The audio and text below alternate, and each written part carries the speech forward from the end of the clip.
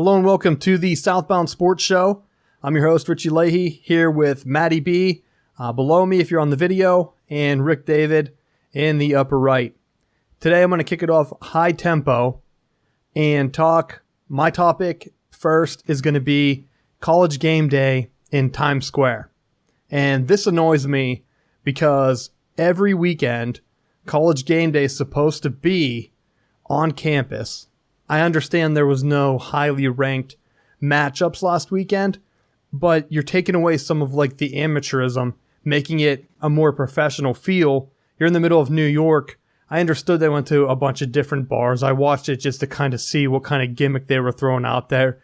They went to a Michigan bar. They went to a Georgia bar. They went to a Notre Dame bar, I think. Those were the three at the beginning that I watched. It made me lose interest. You're going and you're just showing like a 10-second clip inside a bar where a bunch of people are behind you yelling. You're not really adding anything to the show. And you could go ahead and feature a smaller school, maybe someone who's never really been ranked, never really had game day, and feature their school, show some of their traditions. You're losing the point of the show, making it more professional. And to me, there's no reason for that. So that was my topic to kick it off, high tempo. I'm jumping right into the show this week. Matt, you can go ahead, pick up anything you saw in the sports world. Just jumping real quick, I started to see the FBI started to press some charges on coaches. Apparently, there was a scandal involving Adidas that they were funneling players into some Adidas college programs. 4 big-name programs: Oklahoma State, Auburn, Arizona, and USC were the main programs. I also saw Louisville and Coach Pitino were also indicated with that. Curious to see what's going to come out of all that, because this could have huge implications as far as recruiting and possibly wins being vacated. Yeah, that's something I'm going to touch on after we're done with our round here, because I don't know how deep that goes. But Rick, anything high tempo you want to talk about first? Mostly mine is about the MLB playoffs are going to be starting here soon. We're ending the regular season. Thank God for some cities like Pittsburgh and Cincinnati. They don't have to watch any more terrible baseball. But we already have Yankees, Red Sox, Astros, Washington, and LA Dodgers. Some of your biggest markets have their teams in the playoffs. I'm looking at these, and I've been looking at ratings, and I'm thinking you get a Yankees, Dodgers, a Red Sox, Dodgers, even a Nationals-Yankees series. These could be huge series, especially if it ends up in the World Series. For ratings and big market teams, which mean big money, big commercial time, and a lot of money spent, and a lot of good teams with a lot of good young talent too. So I'll be interested to see who gets the final spots. Cubs, another market out there. I think they need 2 wins and they're in. And also the Brewers could get in too, but they're playing the Reds and Cardinals, so they could easily make it into that second wild card spot. So be interested to see what happens, but it looks like a lot of big name teams with a lot of big young stars. Judge, Bellinger could be in it. Mookie Betts is going to probably come back, even though he injured his hand. They took the X-ray and the MRI. It looks like no problems there. Yeah, I'm glad you brought that up, Rick. It looks like it's going to be an exciting Major League Baseball postseason. I'm hoping they build off last year and kind of get some of the momentum going. I'm glad you brought up TV ratings, because it's something I wanted to mention here. There's a lot of hoopla going around the NFL, and we're not going to get into that. I think sports and politics should be separated. Sports are supposed to be an escape. So I'm not going to sit here and hound that. If you want to hear about that argument, look anywhere else. But one of the main points that everyone's been talking about are the NFL ratings. And I look through because I wanted to see how everything's been blown out of proportion. The NFL is still averaging 15 million people a game, around that, if not more, which is crazy. You know what? The Emmys got like 10. Actually, the Emmys, I think it was Emmys or Oscars or Academy Awards, whatever those shows, they're all the same to me. Once a year, there's supposed to be rating booms. A regular crappy season game between like Tampa Bay and what was that one game I watched? I forget, last week, where it was a blowout. There was like no one in the stands. I think it might have been the Bears as I was prepping for the Steelers, which didn't. We'll get into that in a second. But that game had more people than the Emmys show. And I saw when Emmys kind of reported their ratings, they were kind of fishy. It was like, I think we had 10 million, but I'm not really sure. And just to put that in perspective, when this show first started, the Orange Bowl happened between Florida State and Michigan. They had a 10.6 rating, which is about 15 million people or so too. When college bowl games are outdrawing these big whatever shows they are, sports is basically, they're pretty much the same. So maybe television as a whole is going down. These Emmys used to draw probably 30 million people, and now they're getting beat by college bowl games. It doesn't make any sense why everyone should be panicking over the NFL ratings. I looked into other sports, and I think I mentioned this back in May or around the time of the NHL, NBA playoffs, but the NBA averaged, I think, 1.7 million people a game. That is a fraction of what the NFL gets for every game. It's outrageous. So I think it's definitely overblown. Major League Baseball, they've been on the climb. They're slightly under. I think they were 1.4, 1.3 compared to the NBA. And then hockey was 1 or 0.8 million people or something like that. So baseball's not that far behind the NBA. So when you see ESPN, they're hurting for money because they offered the NBA this outrageous contract, and a bunch of people were like, oh, they overpaid? They definitely overpaid. They can state it any way they want. But when they're barely getting more viewers than what Major League Baseball gets with just these small regional television packages, it's not a good business move. So I wanted to touch on that so that we're not skimping any issues here. There's just no point in talking about it. You can hear that anywhere else. So we're going to stick strictly to sports, and I hope you enjoy that. Going back to what Matt said about the scandal, this is pretty much groundbreaking. One thing that always baffled me, and it'll be interesting to see, is the Arizona aspect of this. I've heard over the past 5 to 10 years how Arizona is a basketball school and how they've been pulling in these top recruits like it has always happened throughout history. They're not like a powerhouse basketball school. All of a sudden, they start pulling these kids in. I saw it happen with Louisville. They're pulling people in. They have Adidas. Adidas is paying them outrageous amounts of money.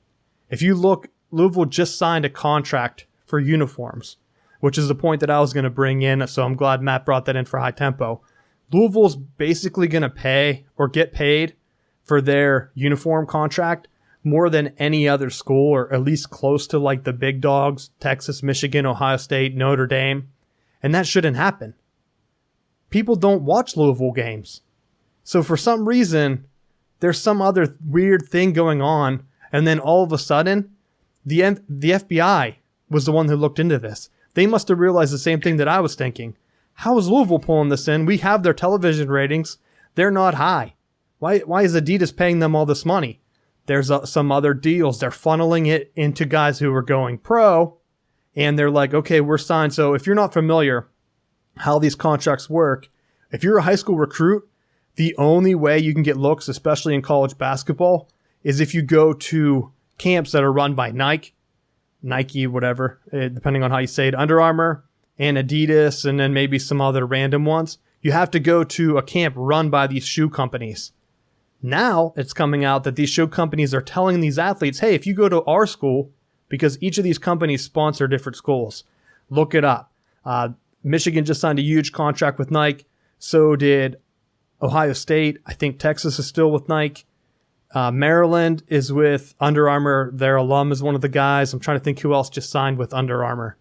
It was maybe UCLA. I think UCLA signed a huge deal with Under Armour. So each school, they sign a deal, and that company gives them free gear, free swag to give their recruits, and they pay them.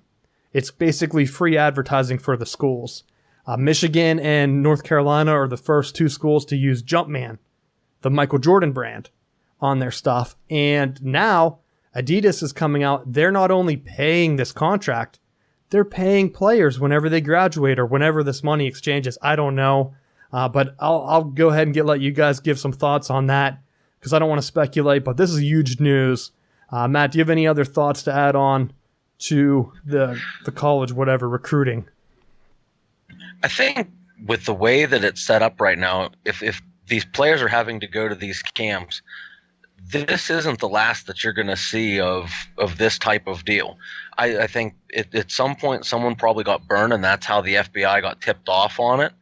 because if it continues on this trend, there's no way to stop these shoe companies from saying, if you go to a school that's sponsored by us, when you turn pro, we will add this extra money into your I mean, there's nothing stopping that right now. Rick, what do you think? And here I'm just reading a little bit on the article. $13,000 to $100,000 to convince certain players to sign these contracts and everything in these deals with the 4 people that were indicted and everything. It just screams that the college sports, you gotta watch what you're doing, and because somebody's gonna figure out what you're doing.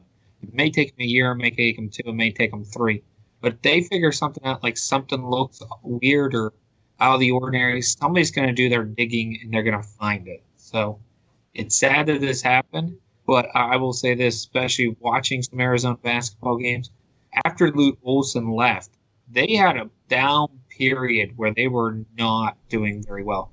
At one time, I believe Scott Miller Scott, I'm going to forget their coach's name, but he's a Pitt grad too. He was rumored to get fired at one point, and then somehow they got all these recruits, and now they're making runs. So, so I don't know what to say, but you got to watch what you're doing in the NCAA, and you got to watch everything you're doing. And not surprised with Louisville again comes up again. It seems like that's a reoccurring theme, Louisville basketball. Yeah, it's strange all around. Louisville, no matter how you look at it, they're going to come out on top. If this would have came out, when did they join the ACC? 2-3 years ago? If this would have came out 4 years ago or so, they would be dead as a program. They would be completely dead because the Big East television contract wasn't paying anything anymore. Once West Virginia and Pitt left, I think they left before them, and even before that, you lost Notre Dame, not West Virginia yet, Virginia Tech, and Miami, and Boston College, which amounts to nothing anymore. But you had Louisville. They're pretty much, you could hear the death rattle. All of a sudden, they pull in these big recruits, go on a couple runs. The ACC says, "Oh, come on over." Now they're pretty much guaranteed, unless in modern times there's like no precedent of a school getting kicked out. But like, how much is the ACC going to let them habitually cheat every year? At some point, you're going to have to be making a decision. I don't know what I'm going to do, but for other member schools, like, they can't be happy. I mean, well, North Carolina would be the one that used to speak out, but they pretty much had their own scandal themselves, which some would say is way worse. And there's some overtones to that are just scary if you get into their scandal. But maybe whenever the NCAA rules, we'll get into that a little bit more. But that's it. I mean, this is going to come up, and I don't know how much it's going to overflow. The NCAA, they've pretty much lost their teeth. There's nothing preventing people from cheating. You see with Ole Miss, they're probably not going to get hit that hard. And it's basically the same thing, but instead of basketball, it's football. They had damning evidence. A guy on national television during the draft embarrassed their school. Nothing really happened. Nothing really is going to happen. And schools like Miami, who took their punishment from the NCAA or at least let it drag out, because I think it eventually went away. I know Penn State got theirs taken away. None of that penalty for Penn State even mattered. If you look, they were penalized for 3 years, and now they're back in the top 10. So any other school that's going to get punished, it's not really going to matter. If you're going to be able to put ahead and stay as a top program, you'll always be a top program. But we'll get back into some college talk here at the end. I want to go ahead and jump into the NFL. The NFL, a lot of weird games this weekend. The Steelers, I never would have even thought that the Bears would give them a game. But I couldn't even watch half the game because these companies, like the television companies, my cable I use over the air, like the free access, I'm pretty sure that they go ahead and they mess with it during the game to try to get people to pay for cable. I can't prove this, but anytime if I have it on just randomly, watching something stupid, which like one of their sitcoms or comedies, always on. Perfect. As soon as I try to watch a game, it's cutting in and out, it's going black. And there's no reason. I'm a tech guy. I know that there's no technical reason for the game to be cutting out. It has nothing to do with my antenna. So whenever I'm losing the game, it just goes black and then gives me some audio. It's very frustrating. So I was dealing with that during the game. Didn't really focus a lot. The before halftime thing was strange. I saw like a couple calls like that where the NFL kind of went to the booth. To me, I'm not 100% into the rules, but I wanted to talk about this first. I know it might not have really swung the game. I think they gave so if you're not familiar, if you didn't watch a Steelers game, right before halftime, I think it was like a blocked kick or something. I don't even know. Maybe when you guys field goal. Blocked field goal that they ran down, and the Bears were running for a touchdown to return this blocked field goal. In true stupid fashion, the Bears defender starts showboating, pulls up early, and pulls a Leon Lett and gets the ball swiped out from behind, and ends up costing the Bears. Instead of a touchdown, they had to go to a review. The Steelers thought that the half was over and went to the locker room. The referees had to tell Tomlin to get the team back out on the field. The Bears had time to run one or two plays out of it yet to boot, and they ended up just kicking the field goal straight and called it a half because they had a false start. So it was a random series from the block field goal to like things that you learn when you're first starting to play football. Of you run till you get across the goal line, and then you hand the ball to the official like you've been there 1,000 times. You know, all this turn of we're allowed to celebrate has made players turn the game a lot into something of the extra entertainment. But in doing it, it cost them points, and it almost cost them the game. Because had he have scored that touchdown instead of the field goal, the game never goes into overtime. The Bears just win it outright. So it was a stupid play, and it could have cost them a game. Yeah, that's what I was confused on, because they never show clear highlights, which is what my beef is this week. I think they wait in the booth to show you. Like, I'm pretty sure, I could be a little paranoid here, but I'm pretty sure the NFL, like, they want you to see what you see. And I'll give an example real quick before I get back into that Steelers play. The end of the Lions game, so Golden Tate catches the ball. He lands directly on the line in the end zone. Touchdown, game over. Looks like a game-winning touchdown. They review the play. When I'm watching the broadcast trying to see what the official sees, they don't show me a clear replay. As soon as the game is announced that it's over, Fox miraculously has the clear view. So they've been sitting on it, waiting for the ref to give the call, which it looked like he was down by one finger. The guy had a hand on him. The guy actually basically interfered. He hits him first. He's basically like hitting Golden Tate before the ball's there, which should have been a flag. If you're gonna go ahead and end the game on a play, because what happened this is the Lions game, not to be confused, I'm jumping back and forth between games that pissed me off over the weekend. The Lions had a slant. There was like 10 seconds left. They ran a slant to the end zone. Looked like Golden Tate got in the end zone. They review it. He's down on the half-yard line. Like, it's like a crazy, his knee's down while the guy still has one finger on him. The reason the guy has the finger on him, he hits him first. Golden Tate gets like a jump, and the guy's like falling away. The defender's falling the other way because he hit him before the ball was there. Pass interference, right? Nope, not on replay because you can't call a penalty on replay. So what do? They are like, well, he is down. Technically, he's getting touched, so he's down on the half-yard line. And because we had to review this, there's a 10-second runoff. Game over. What kind of bullshit is that? 10-second runoff? There was no reason should have been a 10-second runoff. Don't give me that. There was no penalty on the offense. If anything, there should have been a penalty thrown on the defense, and at least let them run one more play. If you're going to waste time by going into the booth, let them run the last play. What's the difference? It's a game-deciding play. You need a 10-second runoff? It's not like the offensive guy was the guy that causes a penalty. There wasn't even a penalty. There was nothing. It was just a review. The 10-second runoff didn't make any sense to me. And it was just kind of like a weekend of botched calls.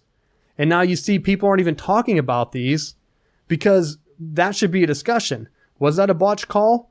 I don't know. They should have definitely been able to run one more play. I don't know if they had a timeout, but in 8 seconds, you could easily line up and stop the clock with 1 second left. I don't think it was 4th down. I mean, but I don't know. And then the Steelers game, so the guy stops. The Bears guy stops like on the 5-yard line because he's an idiot. He came out and said, I thought I was in the end zone. If you ever watch a game, the end zone's a different color. How the hell could you think you're in the end zone? Just look down. Doesn't make any sense to me. So he's in the end zone, or he's not in the end zone. He's 5 yards out or whatever. He starts to slow down. Steelers guy knocks the ball out. Now, where I was confused, and I was losing coverage, and it was making me mad. I couldn't hear what they were saying. I was a little unclear. I didn't know if they called. I guess I could have looked at the points, but I didn't know if there was going to be a safety. Because I think the punter or whoever caught the ball for the Steelers and pushed it out of bounds. I've seen that happen other times where that's a safety. I was at a game. I was at a Michigan-Penn State game a few years ago where they deliberately did that. The punter threw it through the end zone to get a safety so that they could kick an onside kick and try to win as like a weird rules way to get the ball back because they knew they were going to lose.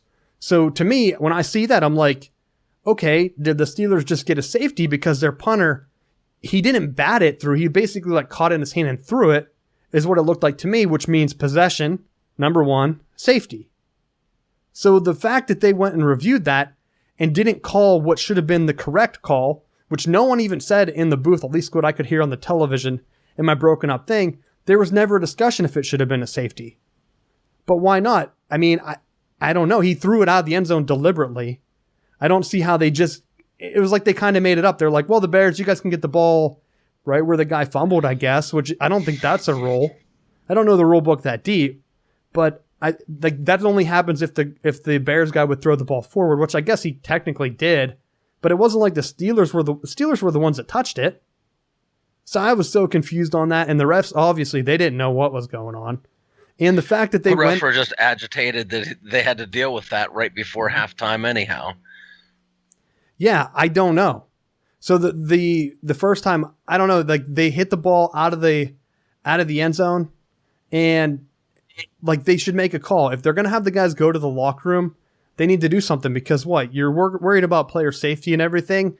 You're going to have guys come in, they're relaxed, probably whatever. I don't know if they were all the way in, but whatever, you come back out and then you have to run one play, which is a field goal or whatever. It just didn't make sense. Those were the couple games that I watched.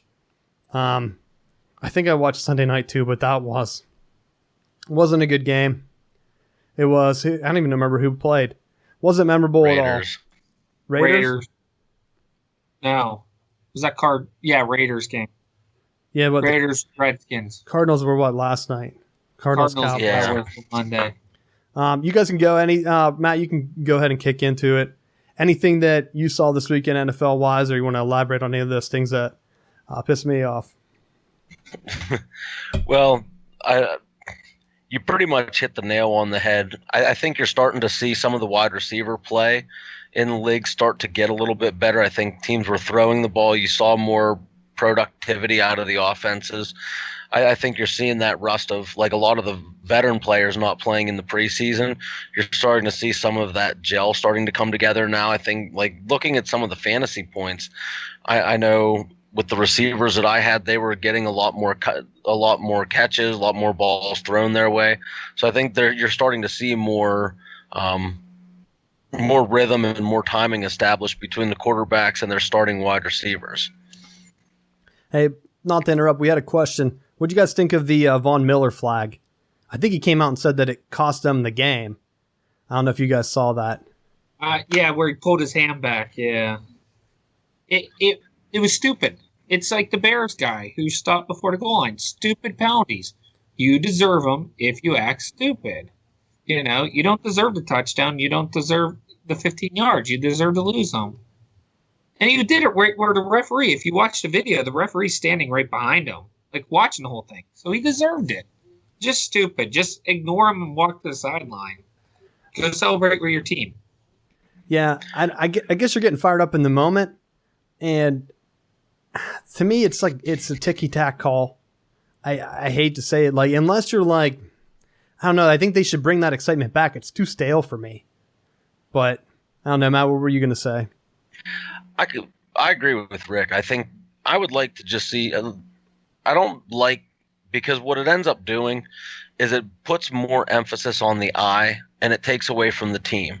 I don't mind all the celebration stuff if they're on their own sideline, if they're on their own bench, but I feel like when they take it to the next level and it's rubbing it in the other team's face and it's very broad, like in your face, I'm not as much of a fan of that. I don't mind celebrating when it's with your team, but when it goes and it takes away from other plays, like the Bears game, like the Von Miller penalty, it distracts, it takes away from what the team's trying to accomplish, and I just don't agree with that. Yeah, that's true. I mean, I guess they just need to be consistent. I'm just tired of seeing them like swing the game. That weird ending of the Steelers game swung the game because, like Matt said, that's either if he scores, which he should have, that was on him, the Bears player, then the game probably doesn't even go to overtime. Let's talk about the Steelers here. They didn't even look good. I mean, that Bears team, I watched the game last week. I brought it up a little bit ago about they played the Buccaneers. The Buccaneers outclassed them. I think Mike Glennon's their quarterback still, right? I'm pretty sure that's who was out there on Sunday. Like, yep. There's no reason Mike Glennon should be controlling the game. And to me, I thought there might be some like weird Steelers locker room stuff going on, which I said have been talked about a million times, and I've seen multiple stories on it. But they just looked out of sync. And luckily, it's early. I would hate to see this loss to the Bears cost them the division or something worse, because to me, that's something that, I mean, you can't lose to these bottom teams. And it happened all around the league. I think there's only 2 undefeated teams remaining. I think was it the Falcons and the Chiefs, which the Chiefs have been looking like world beaters out there. I don't know what team's going to be able to stop them if they keep this up. The Falcons game, I mentioned it earlier. I don't know. That ending was so weird. To me, I don't know. I don't understand why they didn't let them run another play, like the 10-second runoff. Again, I mentioned it. I liked the ending. It kind of felt like they wanted the Falcons to kind of get out there with that win. I mean, there's no way around it. Whenever it ends like that, I think there was actually a play very similar earlier in the game with Sanu, and I think they gave him the touchdown. So to go ahead and then reverse that call later in the game, the actual game-deciding touchdown, I don't know. Like, it looked like they go ahead and they push a bunch of stuff out, and they talk about it in the league, and then like it affects the calls. So whatever agenda the league's trying to push, whether it be whatever the coach is or whatever, the sideline thing I think I mentioned last week, and then the celebration stuff, and now this, it's kind of like the replay is deciding the game, and I don't think it should. But any other things you guys saw around the NFL this past weekend you want to mention? Matt, you can go ahead. No, I'm good. Rick, what about you? Good for now. Yeah, mostly a lot of upsets or close games. So surprising, a lot of teams that won this week. So we'll wait and see what happens next week. See if teams are better prepared and everything. But again, on Thursday night we have a great game, which actually could be a good game. Bears go to Green Bay, so a divisional matchup, and Green Bay's looking half decent right now. And Cobb should be back for that game. Yeah, that's something that I looked at, and I don't know if this is going to swing. I looked at the ratings for Thursday night games, and surprisingly, they've kind of been up this year.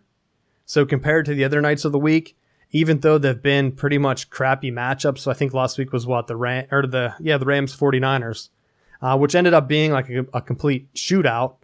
But still, ratings are up, so the NFL is going to keep doing what they're doing. I know last week we went pretty long on the NFL, so I'm trying to split it up and segue into college football here. My first thing, before we get into the games, we'll start. What did you think about the Penn State game, Rick?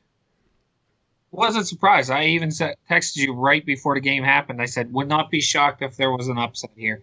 It always seems like Penn State always has problems when they have to go to Iowa.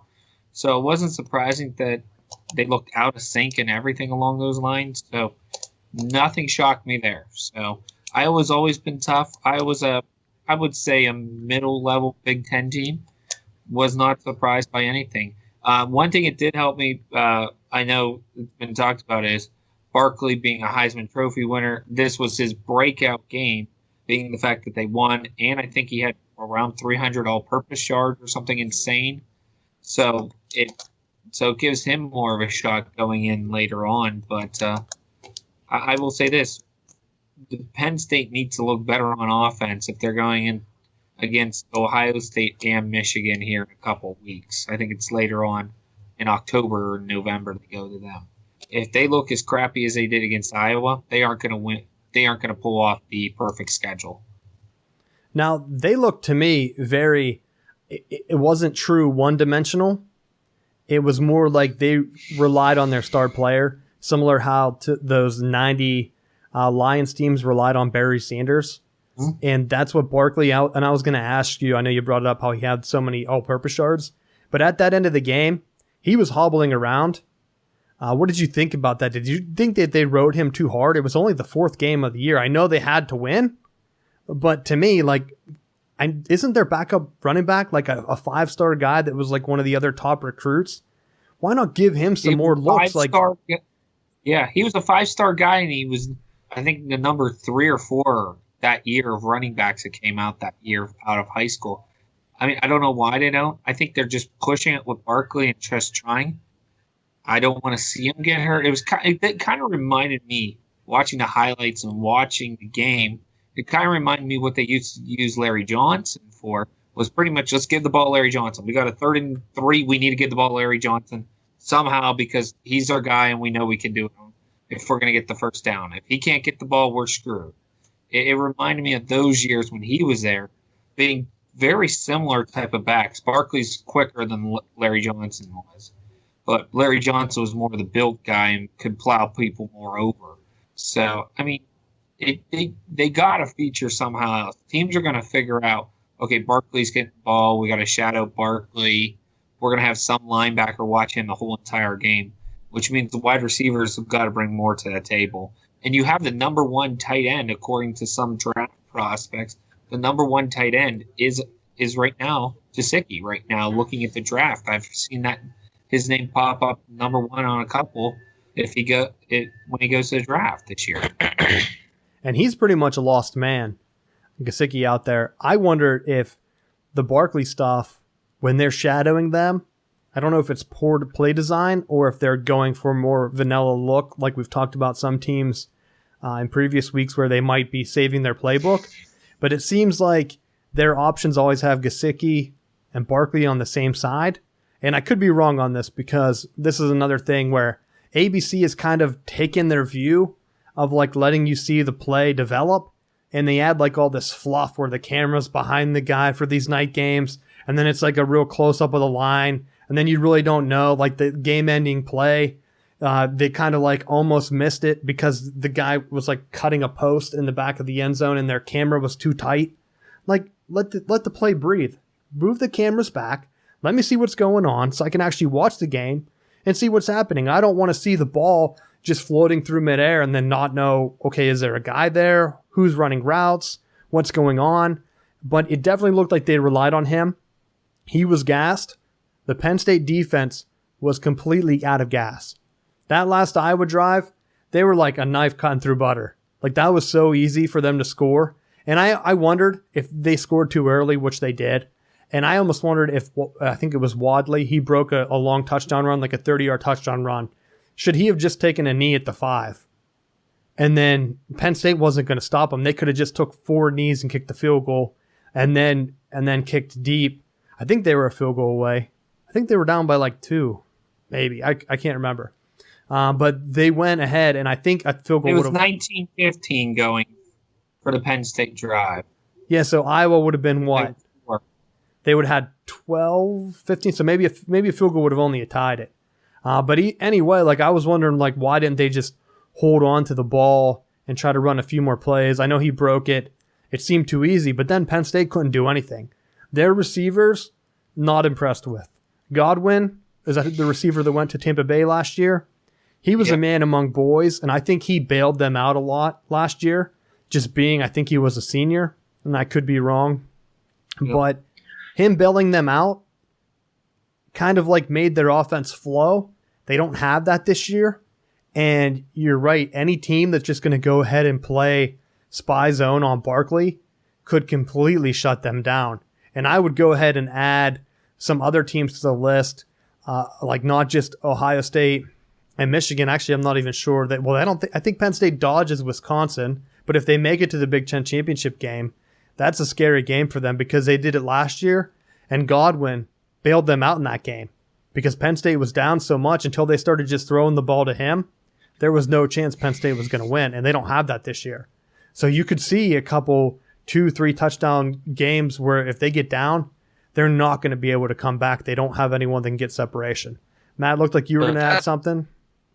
That hindsight's always 2020. When Iowa went down to score, I ended up catching the tail end of the game because we took care of business on Saturday night and got that win. But when I got home and saw the tail end of it, Iowa was moving the ball, and the one thing you never take for granted is points. Anytime you have an opportunity to score touchdowns, you got to take advantage of it. And you maybe look back in hindsight and say, well, go down early, take the knees, run the clock out, kick the field goal, and then take your chances in overtime. But what's to say that you don't get your kicker iced? And then if they end up whiffing on a field goal or getting it blocked or something crazy on the very last play of the game, then you're looking back saying, well, the offense was reeling. We should have just scored the touchdown and made them drive the length of the field. So, I mean, it's easy knowing the way the game turned out to say they scored too quickly. But in reality, there's no such thing as scoring too quickly because you never know when that next touchdown is going to come. So when you have the opportunity, you better take them. Otherwise, you could end up getting sacks, fumbles, whatever other negative plays that could result, and then you're missing scoring opportunities. Plus, I think there were some field goal follies earlier in the game on both sides. I know Penn State, did they have one blocked? I think they had one blocked that opened up the game for that touchdown, or they just completely missed a field goal. But either way, it was interesting to see. I'm not really sure how good Iowa is. Iowa always traditionally plays to the level of their competition under Kirk Ferentz, which works out quite well because he does have an NFL coach's mind where he can make those calls and outcoach a lot of coaches. And it wasn't surprising to me that they would be in a position to win that game or lose it. And the last play of the game, it just looked like Penn State kind of got lucky. I don't know if that was their design play, but they had 3 guys run slants. And normally you don't want a bunch of receivers in the same area of the field, but when that ball was thrown, there were 2 or 3 Penn State guys all clumped together. I did hear someone say, I don't know if this was just a Penn State reporter, but I was doing some research after the game, and he said that play was designed in case there was a tip, which to me, is that because McSorley gets a lot of balls knocked down? I wouldn't want to call my last play of the game in hopes that there's a tipped ball. It just seems weird, you would break conventions in case there was a tip somewhere, unless you expected there to be a tip. I don't know. It just made me seem like a cop-out. After the fact, they'd realized, he's right, that is a poorly designed play. If Iowa would have brought some heat and did the same zone that they had been running, that probably not a touchdown. I don't know what they were doing that last play. They kind of went into a flat zone, probably thinking they were going to throw something out in the flat to Barkley. I mean, that's basically what they did all game, and they kind of changed because that whole drive and even the drive before that, they kept pressuring him. McSorley did not look good under pressure, and that's scary for Penn State going forward. But I did want to mention one thing. Harbaugh brought it up after the game. Michigan played at Purdue. I think it was 100 degrees at the game. Michigan pulled away late. Wilton Speight gets hurt during the game. I think it was the third quarter. Michigan quarterback goes down, takes a shot to the head. He's kind of on the ground. They need to take his neck. I'm pretty sure it was his neck based on the hit. They needed to take him for x-rays. Purdue didn't have an x-ray on campus, so they had to take him out. To me, you're getting $50 million a year from the Big Ten. You don't have x-ray facilities? Give me a break. And so Harbaugh calls him out on it. And actually, it was pretty funny from my perspective watching the game. After the game, Purdue's locker room, it was 100-degree heat that game. Purdue cried before the game. I heard the announcer saying it because they didn't want to wear all black uniforms because it was too hot. Guess what locker room didn't have air conditioning? The Michigan locker room did not have air conditioning. Harbaugh invited all the reporters into the locker room after the game for the interview, and it looked uncomfortable. I recommend looking up the video on YouTube. Harbaugh's completely sweating.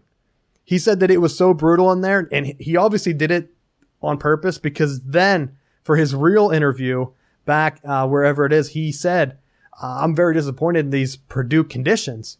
He said the locker room was small and it was hot. The Michigan team, actually, he invited them back onto the bus to cool down before the game. You're in the Big Ten. You're Purdue. You're riding the coattails of Penn State, of Michigan, of Nebraska, of Ohio State. You're getting $50 million a year and your locker room is complete shit. Give me a break. And then the Purdue response was like, we've actually received compliments on our hospitality. Like, give me a break. That's such a cop-out. And he said that every other visiting teams in the Big Ten do it. And I think Harbaugh called it gamesmanship. And actually, Urban Meyer, the Ohio State head coach, he actually came out in support of Harbaugh and said that he agrees that a lot of these visiting locker rooms are garbage in the Big Ten. And Harbaugh specifically said that when he was a coach at Stanford, the Pac-12 had better locker rooms. And Don Brown used to coach defensive coordinator at Boston College, said that the ACC locker rooms were better. So both fired direct shots to the bow of the Big Ten. And I think they had, if they didn't have it today, they're having a coaches meeting in the Big Ten regarding it, where they're going to they were doing some type of Skype or teleconference. I don't know if they're doing it every week, but it was on the docket because Harbaugh and Urban Meyer came out and said something. And like I said, you're getting $50 million a year from the Big Ten, and you can't have air conditioning. And I think Purdue said that they give pamphlets to each school, and it says in there in bold that there's no air conditioning. Well, thanks for the heads up. Yeah, because what are you going to do? You want the visiting team to bring their own portable air conditioning units and hook them up in your windows? Like, give me a break. I don't know. I don't know if you guys saw that, but I thought that was funny, and I was going to bring it up because Iowa has their locker room's painted pink. So if you watch any game, they always mention it. Oh, well, Iowa has a pink locker room, and that's supposed to make people feel happy and joyous, and then they don't come out and play well. It's psychology. And then this 100-degree heat, like, you players can't be safe. No wonder our guys were out there cramping up. It was ridiculous. And so I'm hoping that Harbaugh's right. Every locker room should be pretty much a luxury. I just saw that the Longhorns, their home locker room, each have a television, a flat screen, LED or LCD, whatever one, television above every locker. I would like to see pictures of what their visiting locker room looks like now. Because if I'm a player going in, that's what the home locker room looks like, and now you're going to be put in a dungeon at Purdue with no air conditioning. It's a real small room. He also gave threw a shot at the trainer table, saying that it looked like it was from 1920 and there were holes all in it. So, ridiculous. But I'll let you guys talk. Anything else you saw around college football this week? Rick, go ahead. Nothing big, really. A lot of smaller games, not really a lot of big games that were played and everything. So, nothing much. But I think this upcoming week there's going to be some better games. The Friday night game, USC versus Washington State. And then ESPN should go to Virginia Tech for Virginia Tech Clemson. Yeah, they are. They announced that they were. They announced, okay. I said that's going to be your big game. So at least there's bigger games coming up. Mississippi State goes to Auburn too, so at least there's a couple top 25 teams that are playing each other. So hopefully a better week of college football just because better games. Yeah, and before I get to you, Matt, I just wanted to give a recap on the Big Ten. I forgot, since I'm going to be mainly covering the Big Ten. Maryland's down to their third string quarterback now, another injury, which kind of sucks for them because they were on a good run to start the season. And they were an undefeated team in the Big Ten. I think the Big Ten is now down to 3 undefeated teams, maybe 4 at most. Michigan, Penn State, and Wisconsin possibly. I'd have to look at my list. I was looking around the league. The SEC is down to 2, Georgia and Alabama. So if a league's in trouble for making the playoffs, you basically need to have that. Luckily, they're in different divisions. They won't play each other. Then you have the Big 12. We talked about TCU upsetting Oklahoma State. Now it's down to TCU and Oklahoma. Oklahoma has the head-to-head over Ohio State, so that will carry some weight. Out west, you're basically down to a couple teams. Washington, USC. I think they might have had 4. Washington San Diego State. State. Washington State was undefeated. Yeah. Arizona, San Diego State. Arizona State beat Oregon. No, San Diego State. San Diego State's not in the Pac-12, Rick. Oh, that's a good point. Mountain West. Yeah, they're in the Mountain West. San Diego State did beat Stanford, though. But Arizona State beats Oregon, which knocks out one of their big-time contenders. And it's going to make the league look bad because Arizona State was 1-2. We were just joking on Todd Graham saying that he was going to get fired. And how funny that was because he ran out of Pitt excited to get that job. And how that was way better than Pitt. And I don't even think he's ever had... Actually, I want to look and see what the records were because last year I'm pretty sure Pitt had a better record. I could be wrong. But I want to see who had better records over time. If it was actually Pitt or these Todd Graham Arizona State years, because this year it's going to be a battle for the bottom till they beat Oregon. And the ACC, they're down to Clemson and Virginia Tech, who both play this week. They have Miami, who has only played 2 games, so it's hard to get a read on them. And what's the other team? I'm dropping, was it Duke? I think it's Duke. They beat North Carolina this past weekend. And that wasn't even focused on the Big Ten. But the last Big Ten note I have, Nebraska fires their athletic director. I sent some tweets out from our account over the weekend. They fired him. And that means if you're the head coach, you're pretty much a lame duck. Mike Rowley, he's gone. I don't see any reason for them to keep him at the end of the year. And I could be wrong. I mentioned it a little bit last week where I said he has to put up or he's gone because the recruiting's been down. Everything's been down. The hype around the program. They were losing to, who'd they lose to? Northern Illinois last week. And then they lost to Oregon before. I don't know who they played over the weekend, but he's basically gone. So that's it for the wrap up. Matt, we'll go ahead and get to you. I saved it. I went ahead and predicted that game. North Carolina State with the upset over Florida State. I actually found some stats for you. Florida State's the first team, at least as far back as I could go, that is in the AP poll with an under 500 record in week 4. Or maybe it's not the AP. Which one are they in? Coaches or AP? I think it might be the coaches. But they're the only team. Coaches because they're out of the AP for the first time since 2011, and rightfully so. Well, then it's the coaches. Yeah, they're the only team. So you can go ahead, tell Florida State they just hang up a banner. They're the only team under 500 to make a poll in week 4. What are your thoughts? Well, I think it kind of goes back to part of your NFL discussion and saying about the officiating and how poorly it is. And I want to preface this before I tee off because as a high school coach, I hate when people blame it on officiating. But as I was watching the game, my own bias was kicking in. And like, what is going on that I felt like the commentators kept making a big deal about how Florida State's eye movement wasn't in sync because they had the long layoff. But when you watched some of those plays, a lot of NC State's bigger plays came out after they would be called for some ticky-tack penalty. And so I think that the officials had a lot to do with the flow of the game. And they definitely took the ball out of Florida State's hands with the ejection of Pugh, who they called the targeting on a wide receiver reverse pass that he was going for the ball, and it's like it was ticky tack. There's no other way to put it. They didn't have to make that call, but they went ahead and threw him out anyhow. And there's a play where Bradley Chubb literally rips the helmet off of Jacques Patrick down in the goal line, and the ref is standing right there on the goal line, and he doesn't make that call.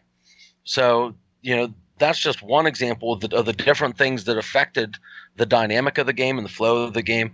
But to be honest with you, I've gone back and forth with this, and the more that I think about the national championship team, when they had Jeremy Pruitt as their defensive coordinator, Charles Kelly has to go. To have that long of a layoff, knowing that you're playing NC State, and to look that inept and have the defensive backs that you have with the star power and the quality that they are, to not know how to line up and have to go through timeouts because your players aren't in position or you're out of your mind. He's got to go. And then there's a couple other people I think have to go too. I would also say the linebackers coach, Bill Miller. If that's a position that you're recruiting and you're down to pulling people from the stands to play linebacker for you, you're not getting it done. If you can't pull linebacker recruits in and you're a linebackers coach, get the hell out. And the last one, at least at a bare minimum, Lawrence Dawsey, the wide receivers coach. You've had 2 players drafted in the last 1,000 years or something. If you can't develop any kind of talent, get the hell out. Get the hell out. There's no excuse. NC State played well. They played they were very sound and prepared. But I'm sorry, if with the recruiting classes that Florida State's had, it's unacceptable. You need to get the hell out. They need to make changes, and if it means that they have to lose games in the process, I'd rather see a dumpster fire this year and prepare for next year, knowing that those guys are going to be gone, than to continue this false hope that they're going to put together a quality product only to have it slip through the cracks. You can't have this bipolar team where they play phenomenally versus Michigan last year. They play phenomenally throughout the course of the year, with the exception of the big letdown versus Louisville, where there and again you have the layoff and you have enough time to prepare for them, and you're not even close to being competitive with it. Now, on the flip side, I was really happy with the production that they got from James Blackman, the freshman quarterback. I was kind of curious to see how Jimbo Fisher's playbook was going to look and what changes he was going to make. I thought that the quarterback play was really good up until when Auden Tate got hurt. I think that kind of took away one of his big targets, and that could be an issue. But one of the things I want to see is they only converted. They had 6 attempts in the red zone, or the last 2 games they've had 6 or 8 attempts in the red zone. They've scored 1 touchdown. And I don't know if they were spending too much time watching Pete Carroll and Seattle's offense in the Super Bowl, where they think you have to throw it every single time. But they have Cam Akers, who's a great running back and has performed well. Why not give him a toss? Let him try to get to the corner, try to make a play. I hate you drop back and pass 3 times and then we settle for a field goal. Great teams don't kick field goals in the red zone. You got to score touchdowns. So I fault Jimbo Fisher. I think he needs to get it done. And if it means breaking some of those loyalties and getting some of these older coaches out, the offensive line coach is almost in his 70s. Let's go. If you can't get it done, get out. Because you look at the team right now that they have and with the position, and I'll even turn it, take Don Brown at Michigan. Put him as the defensive coordinator at Florida State. How much more efficient and effective are they with the star power and the quality of athletes that they have on the defense going in right now? He's taking freshmen and sophomores and leaving Michigan competitive right now. With the guys that they have, it would be pitching shutouts. We could win 3-0 every week. Competitive. Our defense is all freshmen basically and sophomores, and they're the number 1 defense in the country. Don Brown. That's exactly what I'm talking about. Don Brown you just made my point for me. I know he's unbelievable. I'm agreeing with you. I would hate to see him at Florida State. You put some talent around him. I know last year you were joking around about Jimbo Fisher being recruited away, maybe to LSU, when some of that speculation was there. And it's I started thinking about coaches who would be interesting as a fit if Jimbo did leave. I love what Mike Leach is doing out at Washington State. I know there's a lot of people that kind of knock the spread system, but everywhere he's gone so far, he made Kentucky competitive. He went to Texas. And helped put that in with what's his name when Big Game Bob was up and coming at Oklahoma. He was the coordinator that put the air raid in. He was at Oklahoma, and then he was at Texas Tech with Crabtree. Those years. And he went through and he had them competitive until he got run out. And now he has Washington State, who was a perennial cellar dweller, and now has them in the top 10, top 15. So everywhere he goes, he's pulling success. It's and he's doing it with lesser quality athletes. I could only imagine with the kind of people that they have right now, what he could do with it. But it's with all that being said, I think it's going to be curious to see how the next couple weeks play out, because if Florida State gets their head out of their ass and they're able to put together, there's no margin of error anymore. They got to win out. You got to beat Louisville. You got to beat Miami. You got to beat Clemson. There's no slip ups. And I know a lot of the Florida State publicists and writers were saying possibly 2 losses, maybe even 3, but you can't lose. You have to win out at this point. And with the way that teams are losing right now, there's a slim possibility that you back your way into the playoffs, but your margin of error now is completely gone because you goofed around. And actually, one of the things that I saw today on Tomahawk Nation was that they were talking about possibly having to put that Louisiana Monroe game, trying to reschedule it later in the year during the ACC championship game, because if they go and lose a couple games, they may not even have enough wins to be bowl eligible, which if that's what it takes to get some of these guys canned, go for it. I didn't hear that, but that's funny. So they're planning on not being in the ACC championship game, so they're going to schedule Louisiana Monroe to get another win so they can play. I think in the event, I think it's one of those, if they end up stumbling, like if they lose to a Louisville or Clemson or something down the road, it's something that they're exploring to try to make, but who knows? Yeah, they want to play in that Pete's Potato Chip Bowl down in Louisiana, get some of those recruits seeing that game between 6-6 Florida State and 6-6 Tulane or wherever. Yeah, but sometimes you need that to clean house and get people back on the right track. I know if they would just spend the money and just get a defensive coordinator that actually watches film and prepares and does the things that they need to do and not look like a kindergarten group out there on the field, they would be a much more competitive team, because there's no reason they're owning the state of Florida right now, with Florida being down, with Miami in the middle of a rebuild with Rick. They should have that state locked up as far as recruiting. There's no reason that you should stumble against NC State. It's unacceptable, especially at home, yet to boot.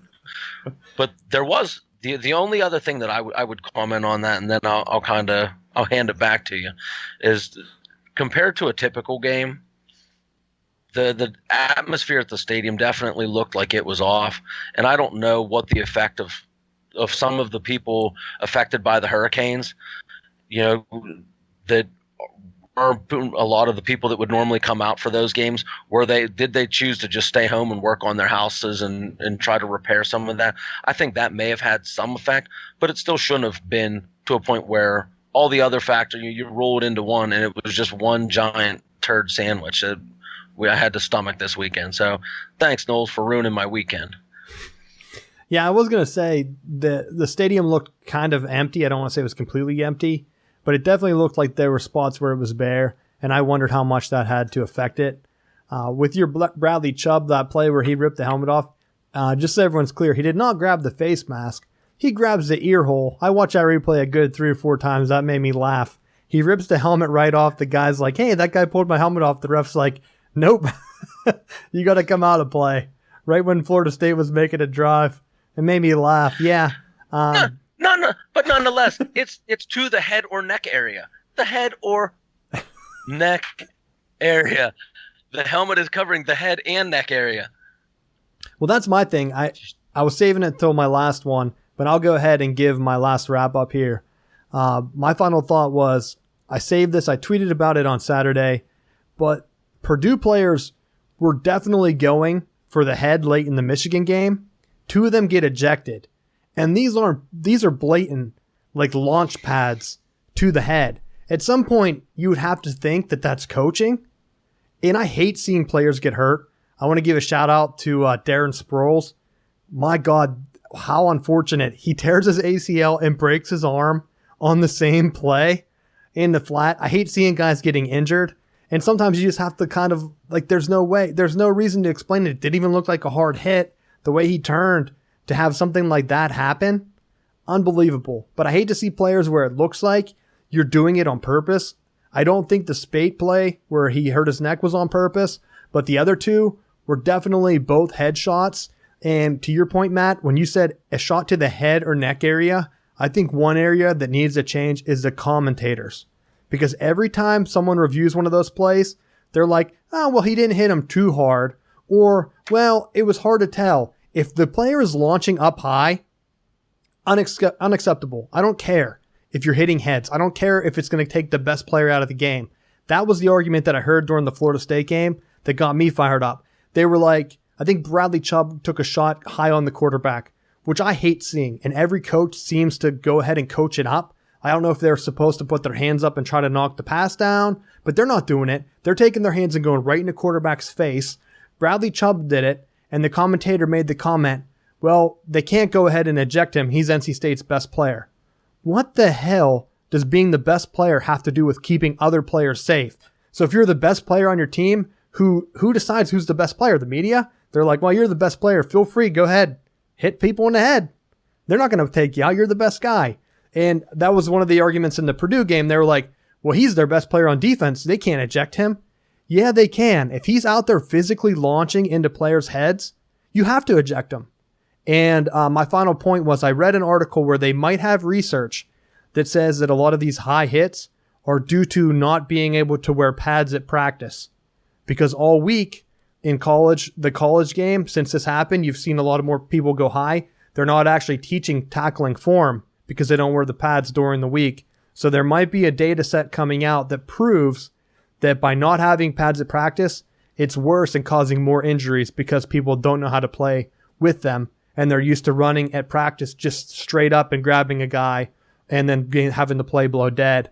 In the game, they're going to run straight up and hit the guy high because that's what they've been practicing 300 days out of the year. But that's my final thoughts. Any final things for you guys if you want to add on that or whatever? Matt, you can go first.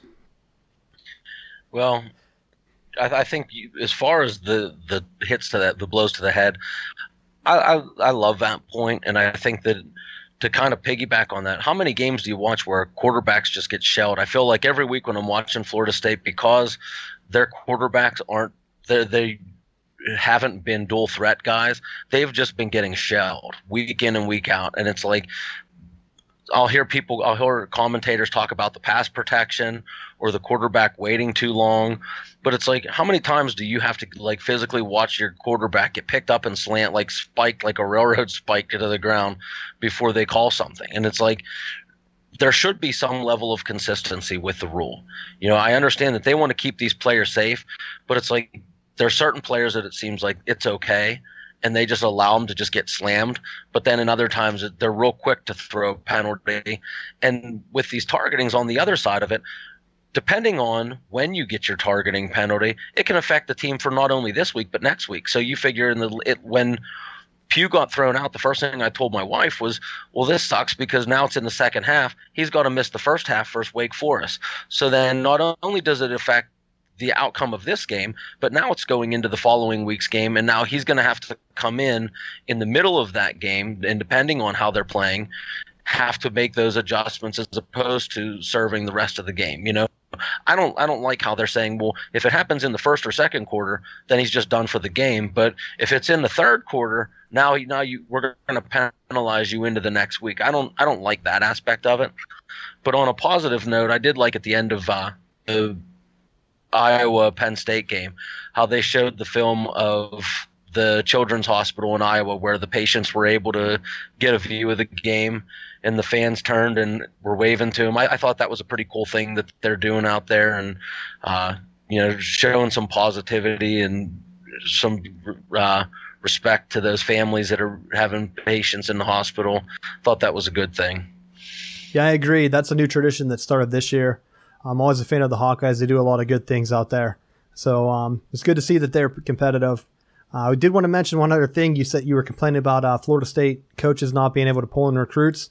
I'm glad they let that legacy linebacking recruit Bush come to Michigan because that kid is a complete rocket. As I think a true sophomore, he's running everybody down. No, he's basically the leader of the defense. And Don Brown, I know you talked about him. I think he needs his name to get out there. I would hate to see Don Brown be the defensive coordinator for a Mike Leach coach team. That team would win the national championship. And he could do it with recruits at Washington. That's how good Don Brown is. If you want to look up this guy up, he coached at Boston College. It blows my mind that no one offered him a higher gig at one of these bigger schools until now.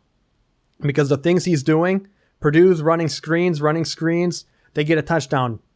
After that drive, I think Purdue had 12 yards in the second half after that drive. 12 yards. He made adjustments on the fly and was like, nah, this game's over. And he did that every single game they played. And I heard an analogy. I don't know if it was Harbaugh who said it or one of the other coaches. They said, it doesn't matter if you're in a fight. It doesn't matter if you knock the other guy down in the end round or in the first round. He said, win's a win. And if that's Don Brown, he's going to make adjustments and get wins.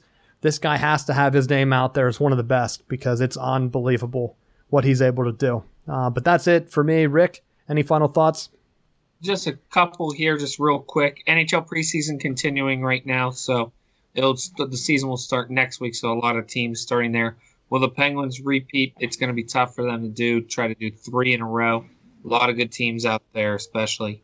Major League Baseball, I think this was last week they made the change. They're going to start earlier next year, or starting March 29th, earliest they've ever started.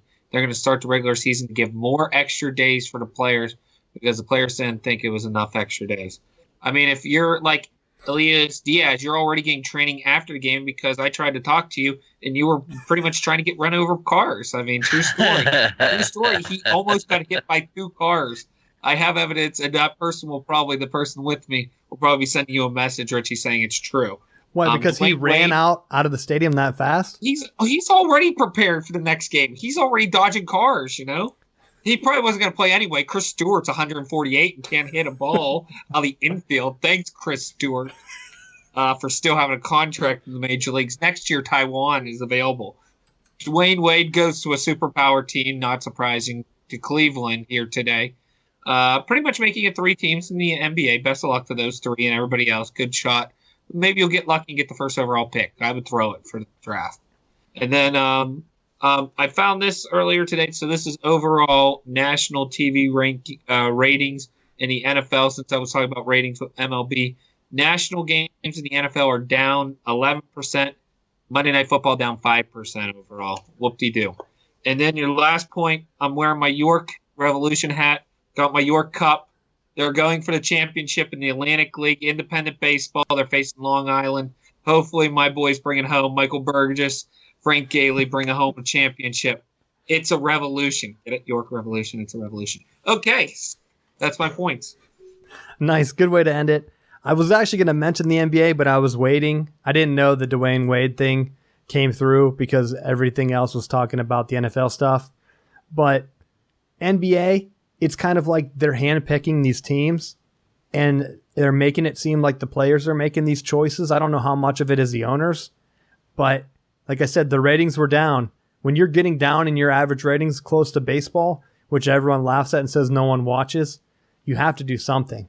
And these are only going to drive the ratings even further down. I guarantee every game that's on television is going to feature one of those couple teams.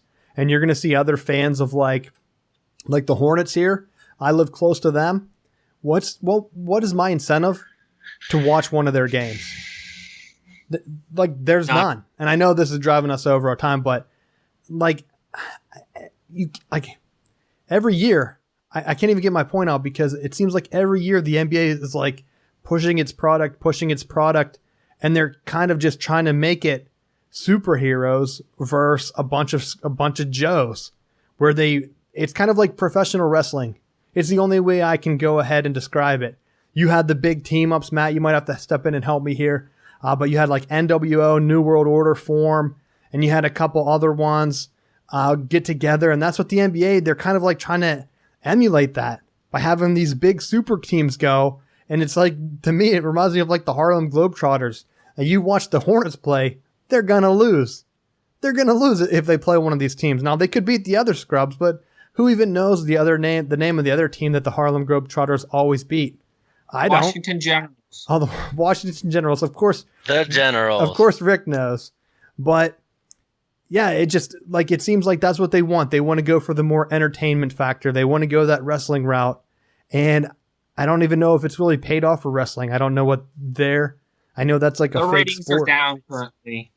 Yeah, ratings are down. I think ratings are going to be down for everything because television's getting cut, and you're not going to entice people to play. If you know what happens, you're not going to watch. But if you want to know what's going to happen, I called that NC State upset, and I've been 2 for 2 on covers. I also picked Texas to cover that USC game. Those are my 2 past upsets of the week, and I'll be sending mine out this weekend. But if you have your own hot take, call our number. I try to check before the show, so if you leave one, we can play it on the show. Call in. We've had some people call in and give me little garbles. I have to be able to understand you. Otherwise, I can't mention it. So get your cell phone connection checked out if you give me a call. Our number is 412-330-1512. Thanks for listening, and we'll see you next week.